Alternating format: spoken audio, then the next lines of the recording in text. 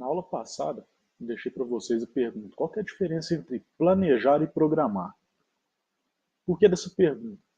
Geralmente, o profissional que trabalha com PCM, ele é muitas vezes confundido apenas como programador. Então vamos lá para ver a diferença. O que é o planejar? Dentro das tarefas desse cara, que nem o próprio nome fala, planejamento e controle de manutenção, a etapa de planejar é o que vem antes.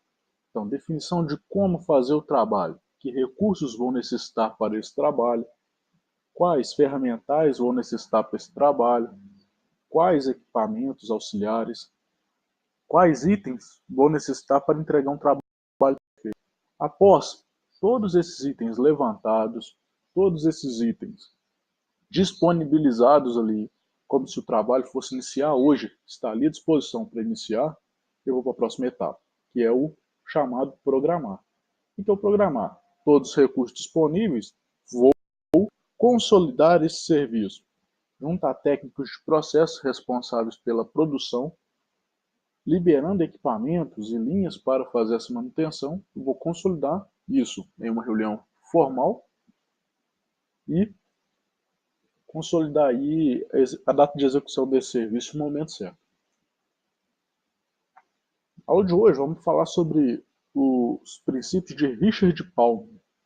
Esse cara é um dos maiores especialistas em PCM, quando a gente vai para a bibliografia referente ao tema. E Palmer, em 1999, ele deu uma tese onde ele definiu 5 funções básicas que regem a etapa de planejamento de manutenção.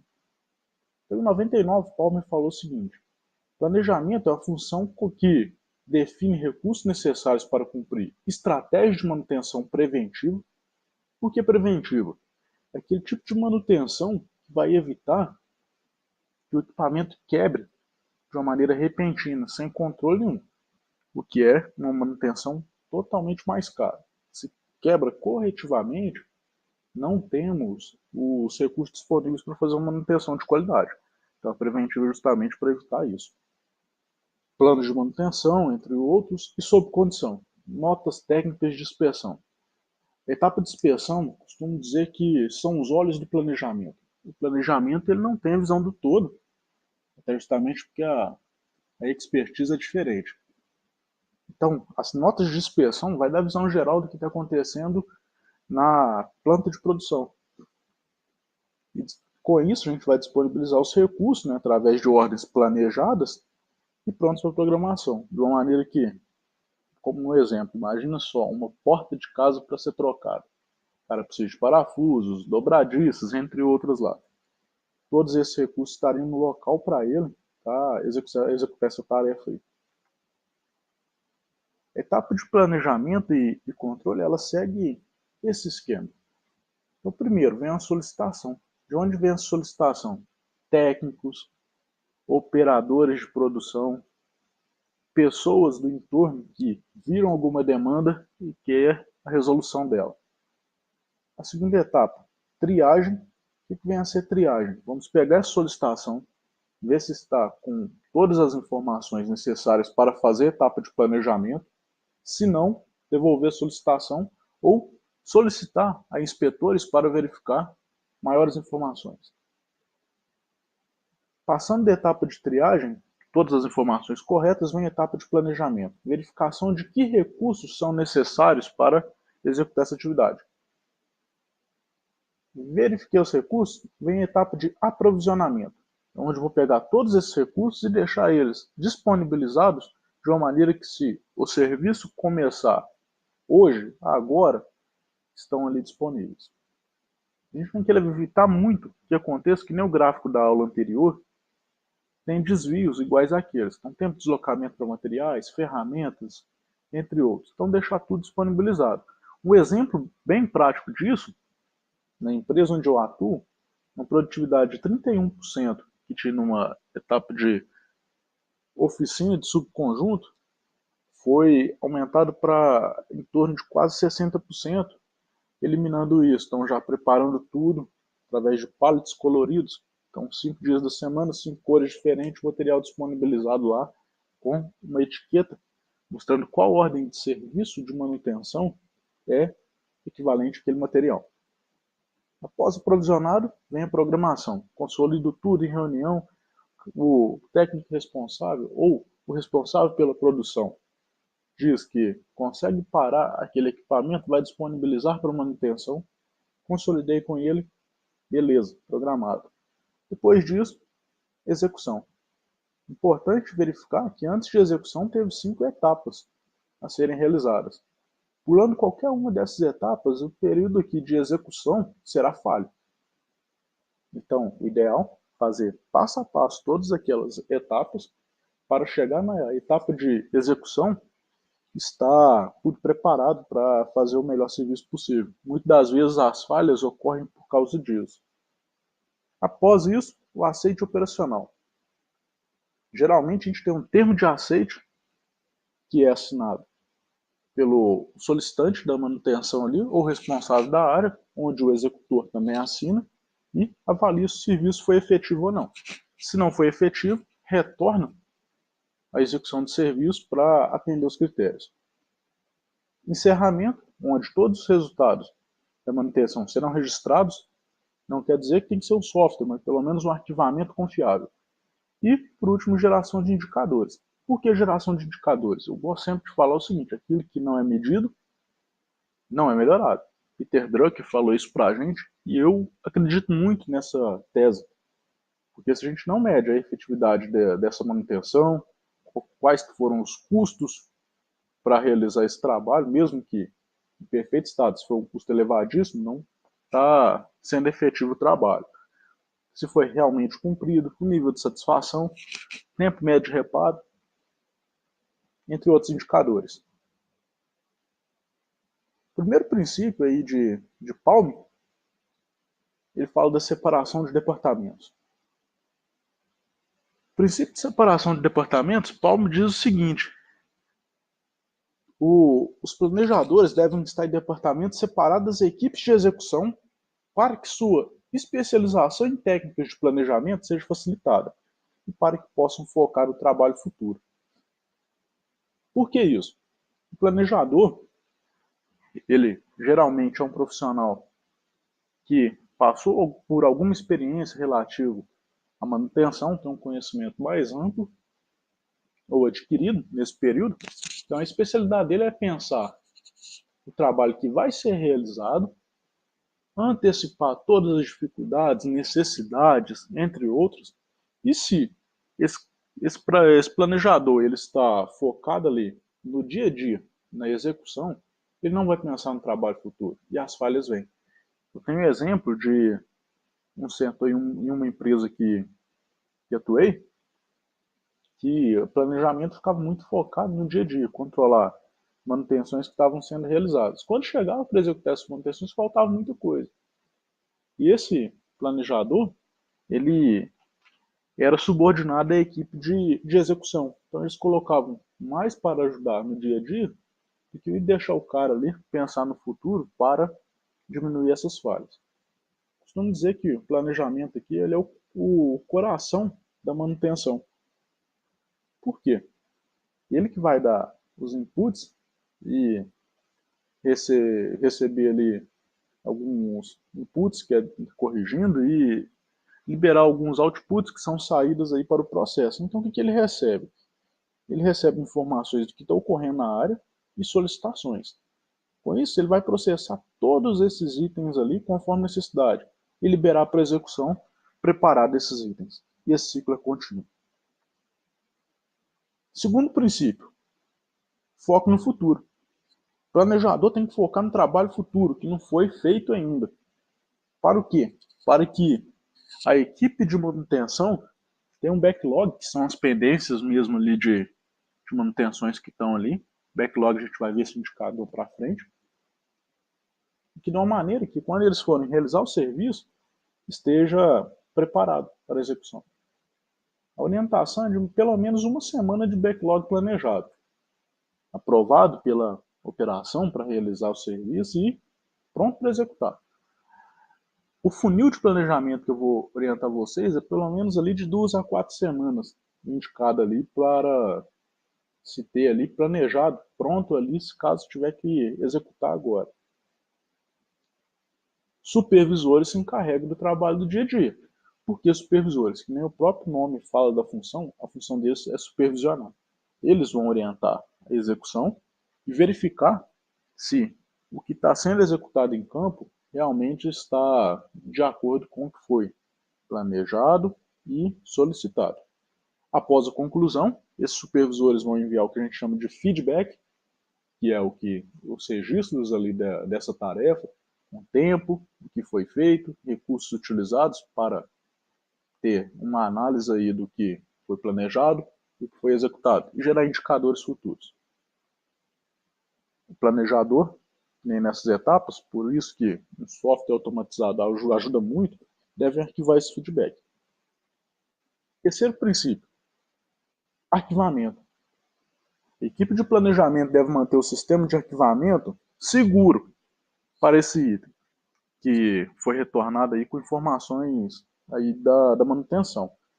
Na empresa onde eu atuo, tem um histórico desde 1999, quando foi automatizado o processo.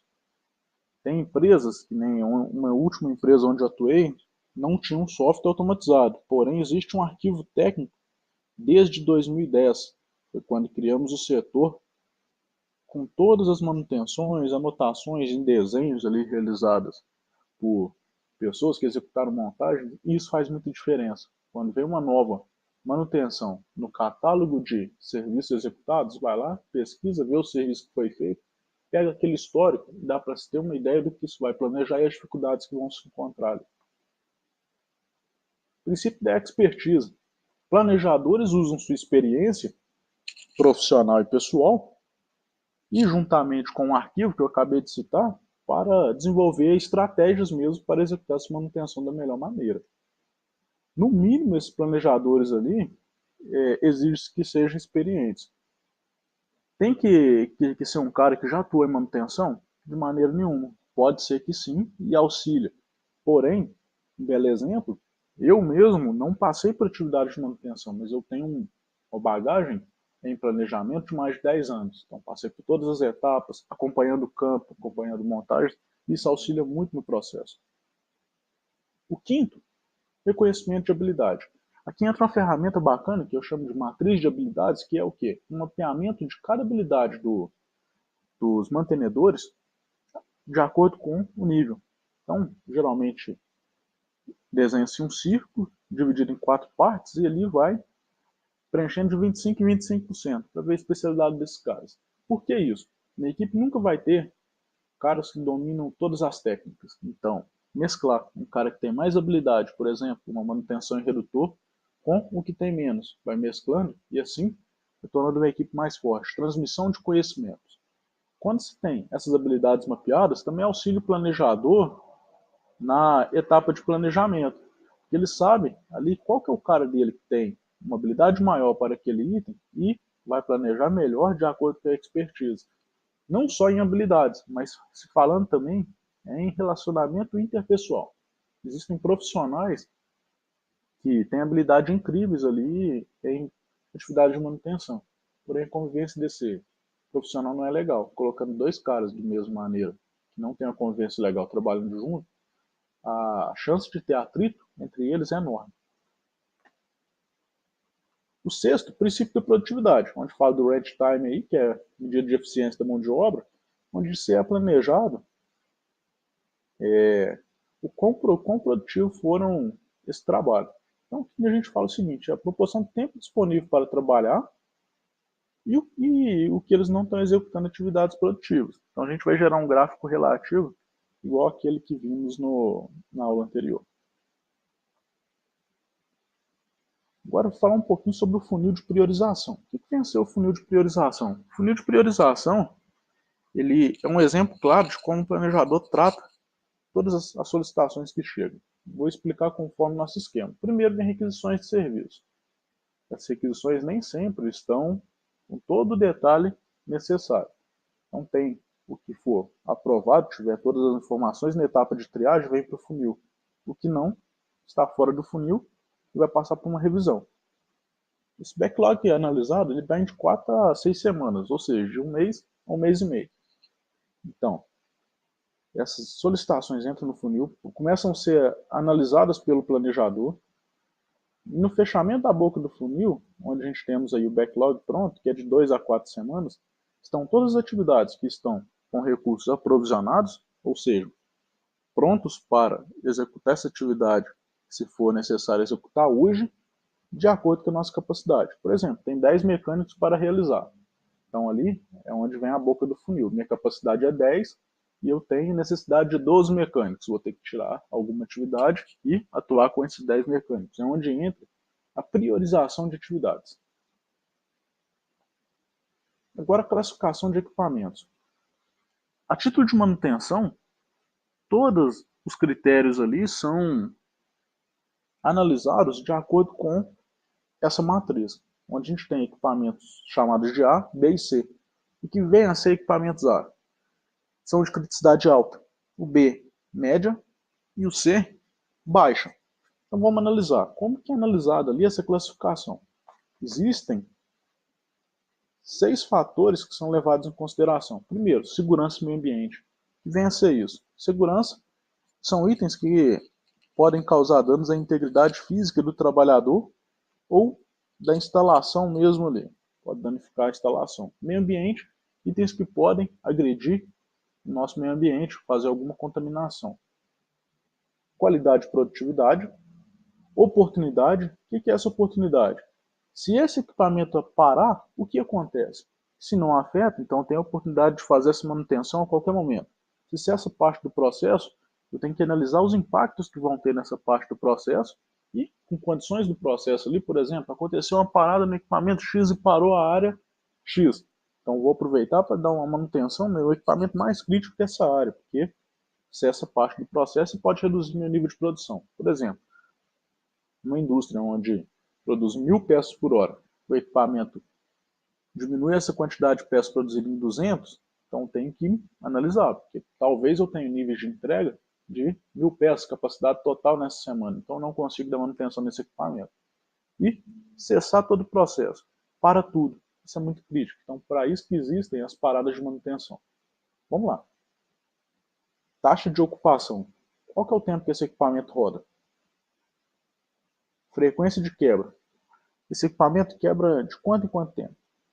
Vem o tempo médio entre falhas aí, que vai ajudar nessa análise. E mantenabilidade, que é informações relativas aí à capacidade da manutenção desse equipamento, custos, entre outros. Vamos lá, o equipamento A. Em questão de segurança, ele pode gerar acidentes pessoais, agressão ao meio ambiente e danos de materiais. Em qualidade, produtos com defeito, redução de velocidade, redução de produção. Oportunidade, para tudo, sucesso todo o processo. Roda 24 horas por dia na taxa de ocupação e a quebra é menor do que 6 meses. Por que menor do que 6 meses? Geralmente se faz em parada geral e ali a manutenção desse equipamento é substituindo todos os componentes, garantindo que chegue na próxima, porque se parar, o prejuízo é enorme. Existem plantas que a produção equivale a mais de R$1 milhão por dia. Imagina uma parada dessa planta por 24 horas. Mantenabilidade. O tempo ou o custo do reparo são elevados. Esse tipo de equipamento, geralmente, ele aumenta o orçamento mensal em mais ou menos 40%. É bem crítico. Exemplos de equipamentos. Imagina só, uma bomba de polpa principal que alimenta, nem no caso uma indústria, quebrando. Cessa toda a alimentação dessa usina. Um belo exemplo, trazendo para o nosso cotidiano, imagina o cavalete de água da Copasa danificado. Cessa toda a alimentação de água dentro da nossa casa. Extremamente crítico. O B. Quanto à segurança, exposição a risco de acidente ao meio ambiente. Qualidade e produtividade. Varia a qualidade. Vai. Alguns exemplos ali. Ó. Imagina uma fábrica de ensacamento e torrefação de café. Pode ser que não fique legal a torrefação do café e vai sair um sabor diferente no final. Oportunidade para parte do processo, que nem no nosso exemplo, de 1000 peças, pode ser que reduz a produção em 200 e vou para 800. Dependendo do ritmo que eu estiver, pode atrapalhar a entrega desse item no final. Taxa de ocupação, 2 turnos ou horários administrativos. Esse equipamento já não roda tanto. Digamos que ele ainda tem algum equipamento bypass ou reserva que roda parte do processo, não quer dizer que consegue suportar 24 horas rodando, mas o impacto é menor. A frequência de quebra dele, em média uma vez ao ano. Por quê? Ele tem mais oportunidades de realizar manutenção, então vai quebrar menos. Mantenabilidade, o tempo ou o custo de reparo são suportáveis, mas geralmente esse tipo de equipamento ele aumenta o orçamento anual de 10 a 20%. O mensal também, mesmos impactos aí. Criticidade B. Risco de segurança, nenhum. Equipamento comum do dia a dia, eu tenho vários deles. Qualidade e produtividade, não afeta em nada. Ele só auxilia em parte do processo, mas eu tenho vários equipamentos, reforçando. Oportunidade, como eu tenho reserva para ele, eu consigo fazer manutenção quando eu quiser. Taxa de ocupação, ocasionalmente ou não faz parte do processo produtivo, apenas equipamento auxiliar. Frequência de quebra, quebra raramente, justamente por isso. É um equipamento onde eu tenho várias oportunidades de manutenção. Então a chance dele quebrar por desgaste, entre outros aí, é pequena. E o tempo ou o custo de reparo são irrelevantes. Bem, pessoal, nossa aula termina por aqui. Na aula que vem vamos continuar com algumas dicas e indicadores de manutenção.